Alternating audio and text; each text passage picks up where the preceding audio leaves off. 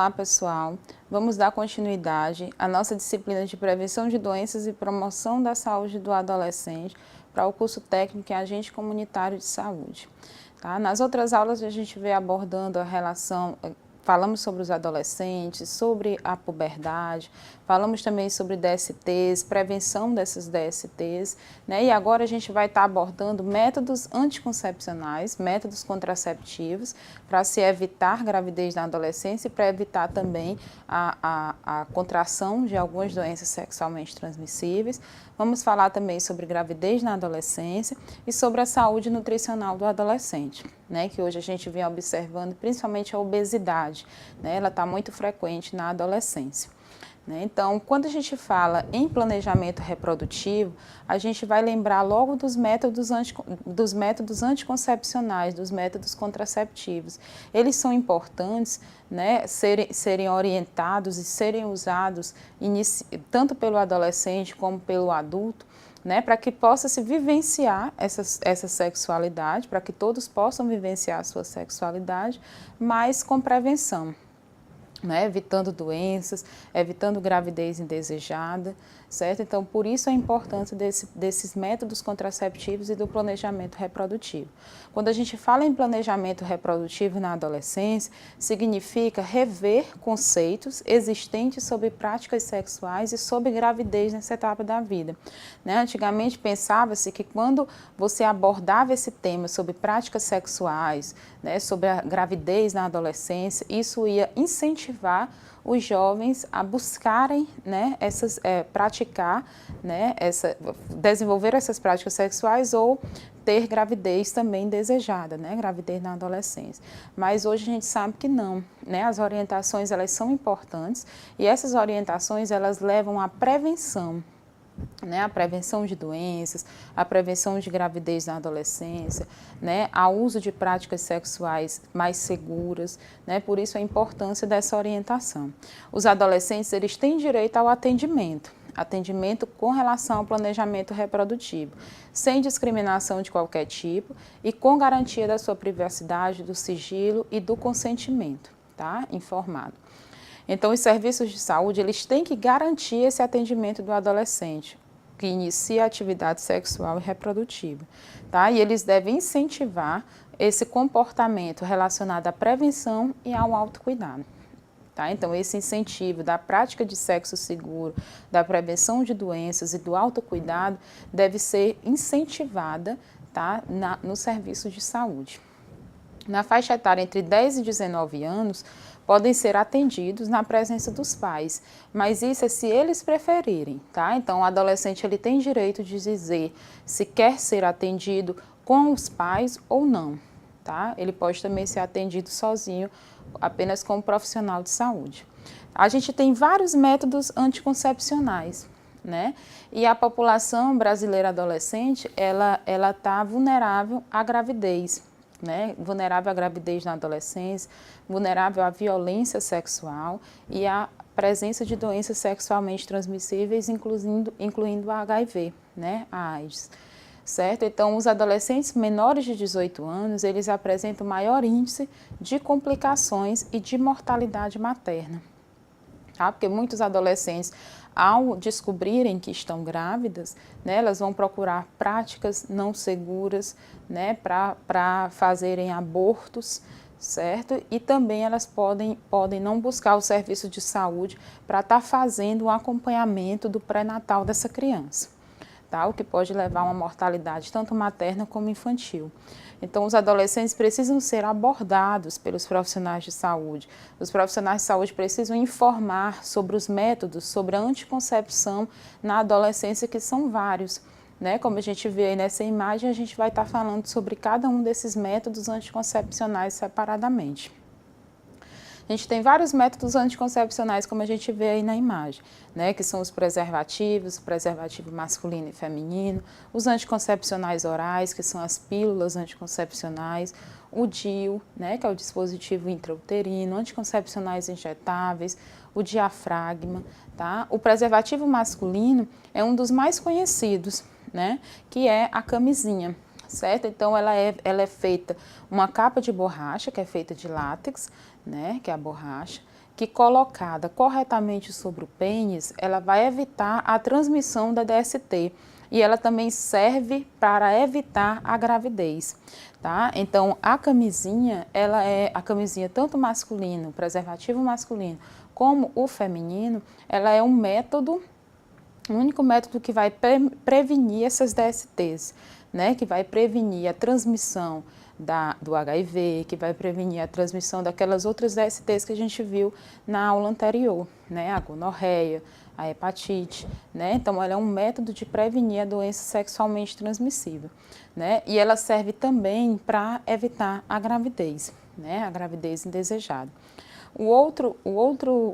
A outra forma, né, de prevenir essas doenças sexualmente transmissíveis é através do uso do preservativo feminino, que é uma bolsa feita de um plástico mais macio, que é um plástico chamado de poliuretano, né, que é um material mais fino que o látex, né? Então, é uma proteção também contra a DST e uma prevenção da gravidez não planejada, né? Essa camisinha feminina ela vai ser colocada dentro do canal vaginal, tá? E é importante que os jovens eles saibam que não devem ser usados o preservativo feminino e o masculino ao mesmo tempo. Tá? Então, quando o jovem ele decidir por usar o preservativo masculino, fazer uso somente dele. Quando for o feminino, fazer uso somente do preservativo feminino. Tá? Eles podem ser usados com outros métodos contraceptivos, como, por exemplo, a pílula, né, que é o anticoncepcional oral, o anticoncepcional injetável, né, e os demais métodos. Porém, não utilizar preservativo feminino e masculino ao mesmo tempo. Então, outro método contraceptivo é a pílula anticoncepcional, né, que a pílula anticoncepcional ela é muito conhecida pelos jovens, pelos adolescentes, né, principalmente porque quando inicia-se, né, o ciclo menstrual, geralmente ele vem um ciclo menstrual irregular, né, e aí essa pílula anticoncepcional ela é prescrita pelo profissional médico para que haja uma regularidade nesse ciclo menstrual.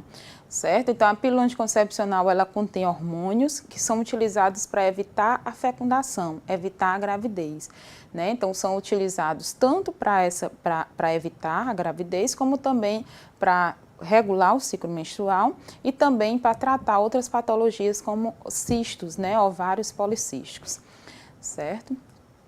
Aí, um outro método contraceptivo, a gente tem a anticoncepção injetável, né, que são as injeções intramusculares que contêm hormônios parecidos com o que a mulher tem no seu corpo, tá? Então, ao invés da mulher fazer o uso do anticoncepcional oral, que é aquele comprimidinho tomado durante todo o dia, né, ela vai fazer o uso apenas de uma injeção, que essa injeção ela pode ser mensal ou trimestral. A diferença entre cada uma, né, é a quantidade de hormônios que contém.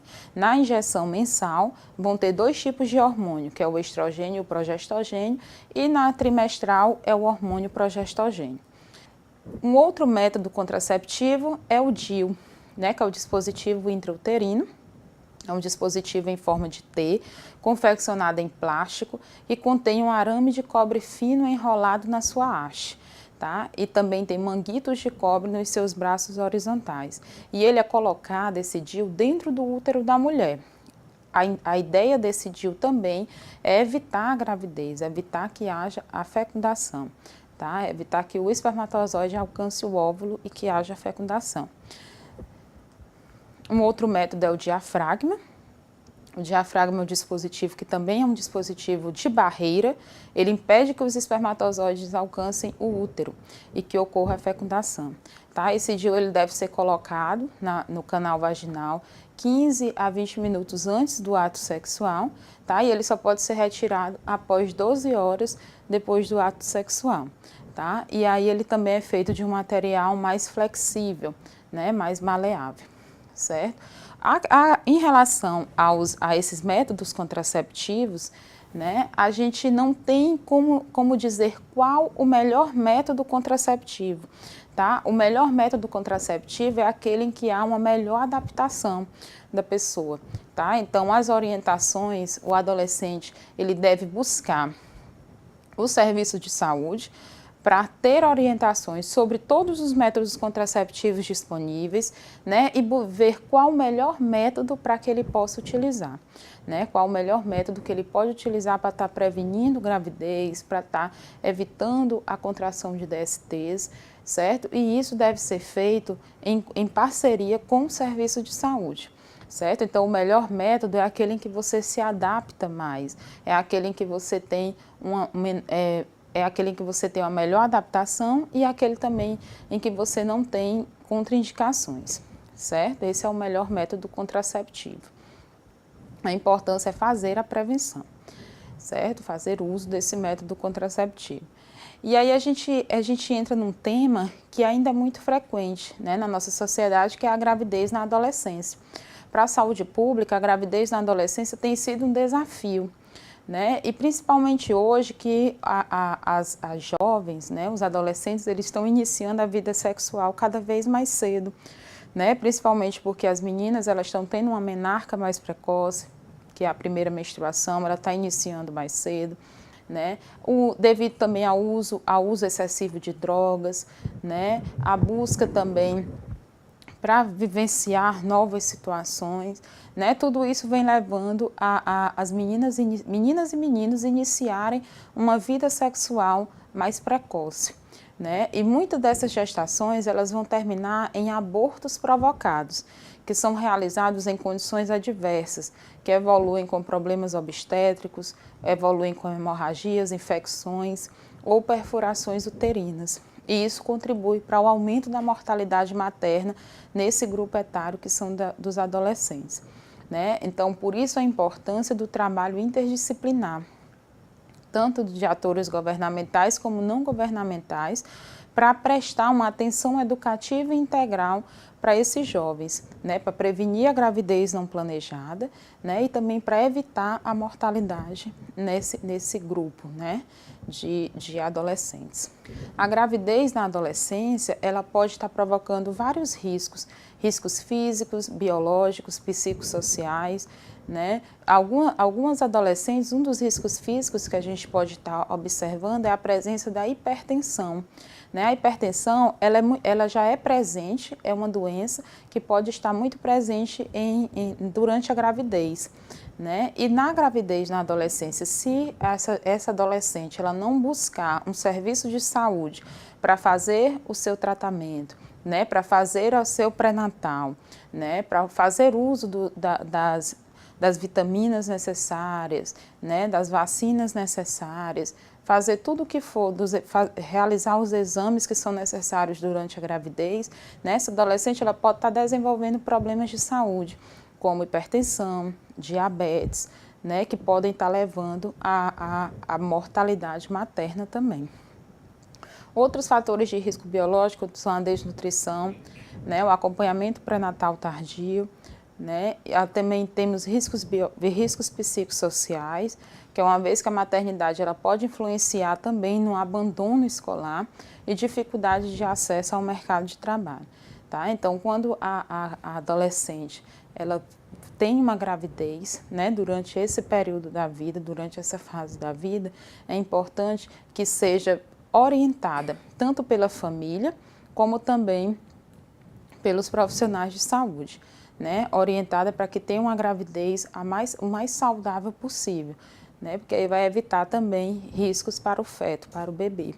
Tá? Então, a ausência de um pré-natal de qualidade pode estar causando tanto problema para a mãe, como também para o bebê. O feto pode nascer com baixo peso, pode nascer prematuro, ou pode vir a ter um feto também natimorto. Aí a gente tem uma imagem onde mostra alguns riscos e consequências, que a gente até já falou agora, para a gravidez na adolescência. E aí a gente tem a evasão escolar, né, a mortalidade materna, nascimento prematuro, aborto natural e riscos para a saúde, tá? Como, por exemplo, a ruptura do colo do útero. Tá? Por isso a importância da equipe de saúde estar sempre orientando essa jovem durante a gravidez.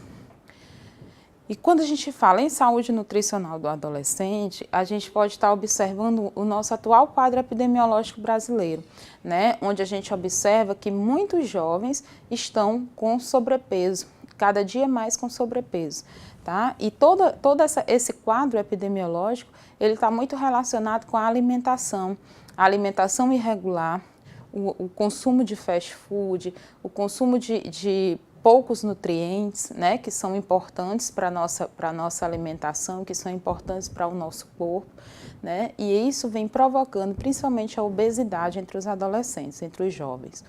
Tá? A presença também de doenças agudas e crônicas não transmissíveis vem aumentando.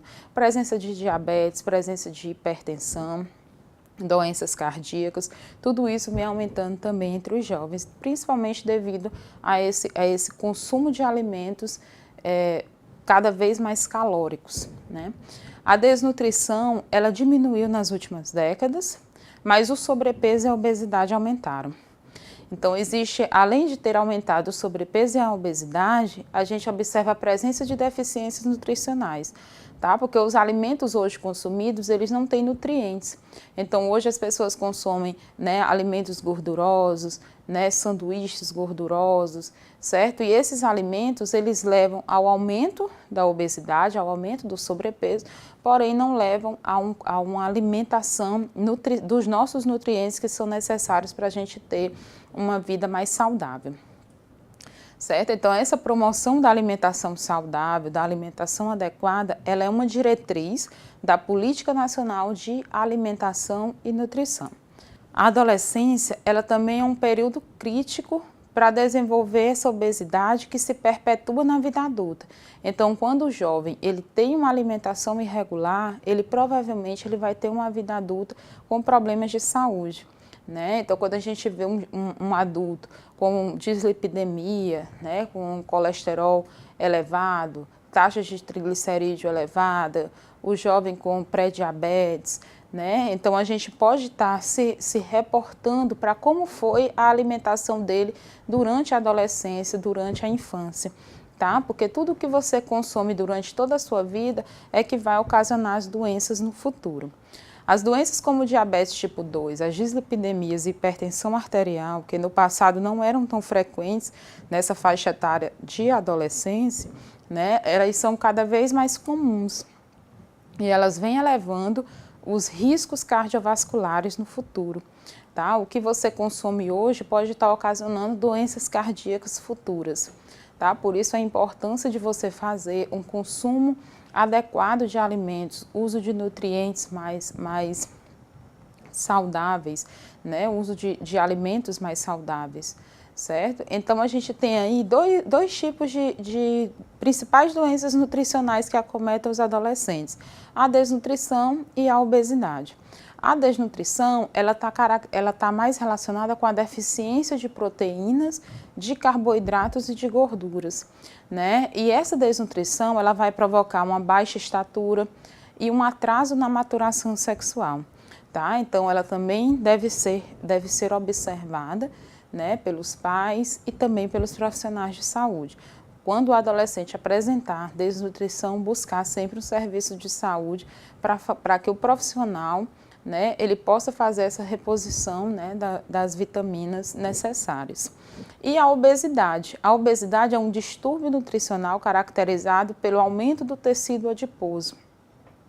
Né, a obesidade ela pode ser provocada, né, os fatores que desencadeiam a obesidade podem ser fatores genéticos, né, casos em que você já tem vários casos na família de obesidade, né, fatores ambientais, os fatores individuais e nutricionais. Então, o ambiente em que você vive, o ambiente em que você, se as pessoas consomem, né, só alimentos gordurosos, né, alimentos como fast food, né, isso também pode estar influenciando a alimentação irregular desse jovem, né? Então, isso vai desencadear a obesidade. E como a gente já falou, a obesidade, ela deve ser vista, né, como algo importante, uma doença importante, né, porque ela pode provocar não somente o aumento, ela não provoca somente o aumento de peso, mas ela pode provocar outras doenças associadas, né? E aí o adolescente pode desenvolver a diabetes, pode desenvolver hipertensão, problemas cardíacos, né? E problemas hormonais, e isso é importante para que seja observado também, né? E que seja tratado. Uma vez o adolescente com obesidade, é importante buscar o serviço de saúde. Além disso, a obesidade também ela é responsável pela prática também de bullying nas escolas, né? Os adolescentes eles sofrem muito bullying devido ao excesso de peso, discriminação, né? E isso pode estar, é importante que seja avaliado, né, e que seja observada a presença dessas condições, porque isso pode levar o adolescente a desenvolver, né, problemas futuros como depressão, prática do suicídio, né? Então é importante estar observando se eles não estão sofrendo discriminação devido a essa condição de obesidade. Então a gente fica por aqui nesse nosso terceiro encontro.